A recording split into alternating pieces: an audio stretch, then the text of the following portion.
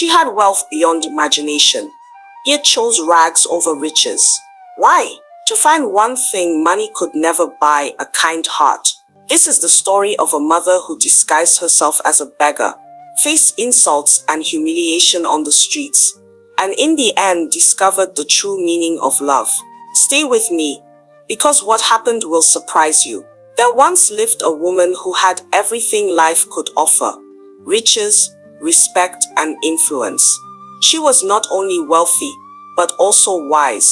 Her only treasure, more precious than all her gold, was her son. The young man had grown into the kind of person any mother would be proud of. He was tall, educated, and gentle in his ways.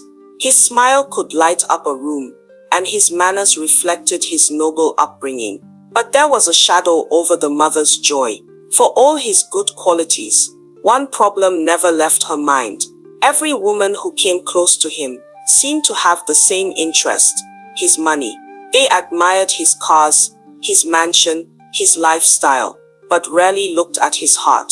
And the mother asked herself again and again, who will love my son for who he is, not for what he has? It troubled her deeply. She knew wealth could build houses, but it could not build trust. It could open doors, but it could not open hearts.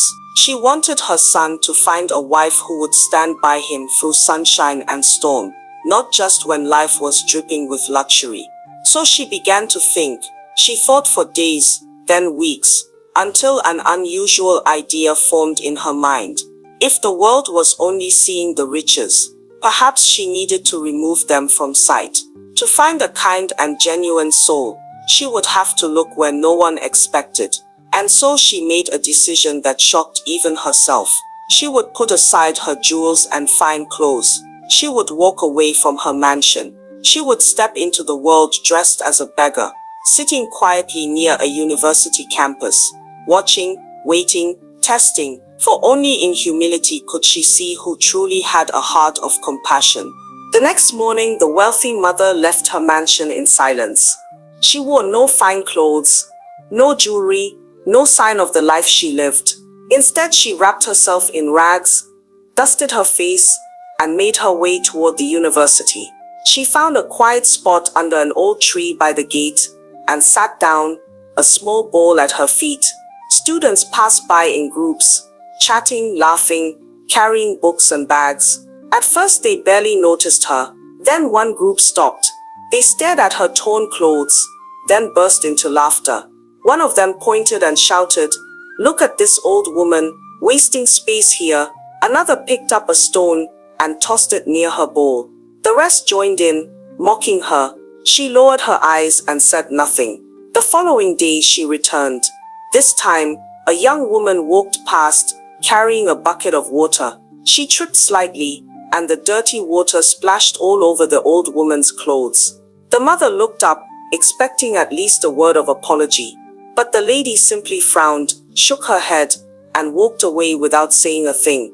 Day after day she came back, and each day revealed the true hearts of many, and most were cruel. Some ignored her completely, as if she were invisible. Others gave her nothing but harsh words. She sat quietly, bearing the insults, her heart growing heavier with every passing hour. Still she did not stop. She was determined to wait, determined to see if even one kind soul could look past her rags and see her as human.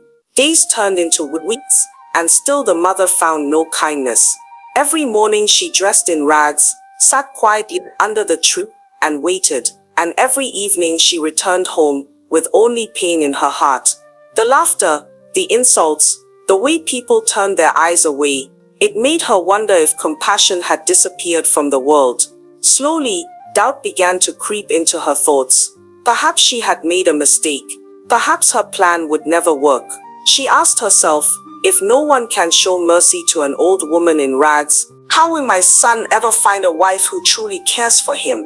But just when she was about to give up, something different happened.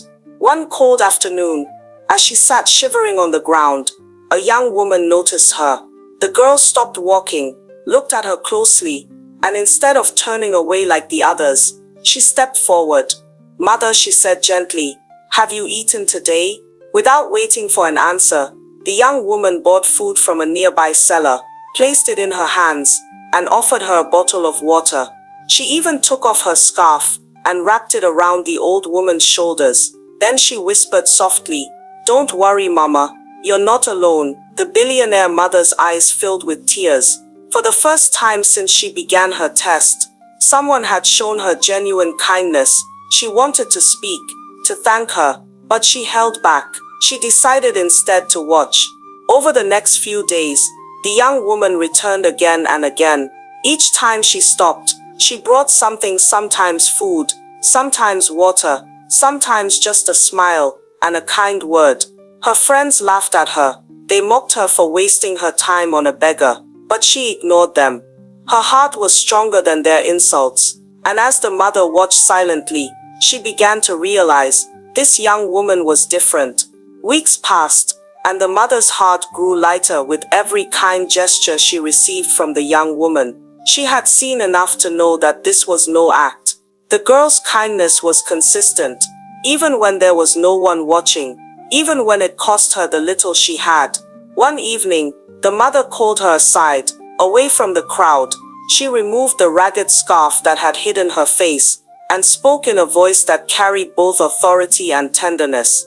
"My daughter," she said, "there is something you must know. I am not who you think I am. I am the mother of a very wealthy man. I sat on these streets to test the hearts of women, to see if kindness still exists in this world." The young woman stepped back in shock. She thought it must be a joke, a cruel trick, or perhaps a test in itself. "No, that cannot be true," she whispered. But the older woman smiled gently. "It is true, and after all I have seen, I know one thing with certainty. My son needs a wife with a heart like yours." The girl was speechless. How could someone like her, from such a simple background, ever belong in the world of mansions and wealth? She lowered her eyes, ashamed. "Mama, I am not worthy of such a life," she said quietly. But the mother placed her hand on the girl's shoulder and replied, "Worth is not measured by money or status. It is measured by the kindness you show to those who can give you nothing in return. And in that, you are richer than many." From that moment, she arranged for her son to meet the young woman. At first the girl was shy, uneasy in his presence. She felt out of place, uncertain if she could ever stand beside him. But as they spoke, she realized that he was not looking at her with judgment, only with admiration. And slowly, a new chapter began. From the very first meeting, the son could see what his mother had seen all along. The young woman carried no airs, no greed, no hidden agenda. She spoke with humility. She listened with patience, and she treated everyone around her with respect. In her presence, he felt peace. Slowly, friendship grew into something deeper. They shared long conversations, laughter, and quiet moments of understanding. And in time, love blossomed, pure, unshaken by wealth or appearances. Kindness had opened a door no beauty or riches ever could. When the day of their wedding came, it was unlike any the community had ever seen. The celebration was grand, filled with music, color, and joy. The traditions of the land blended beautifully with the display of wealth. Guests were dazzled by the splendor of it all. But what shocked many most was the truth behind it. The same woman they had mocked as a beggar, the one they laughed at and insulted, had been a billionaire in disguise. And the young lady who once gave her bread and water was now the bride, honored by all. People whispered among themselves, remembering their own cruelty, ashamed of how quickly they had judged. But those whispers only made the bride stand taller. She had not been chosen for her looks, her background, or her status. She had been chosen for her heart. And so the story ended not with riches displayed, but with a simple truth. Wealth fades, beauty fades, but kindness is remembered forever. Treat every soul with respect, because you never know who they truly are. And let me leave you with this. If you were the billionaire's mother, would you disguise yourself too? Share your thoughts below.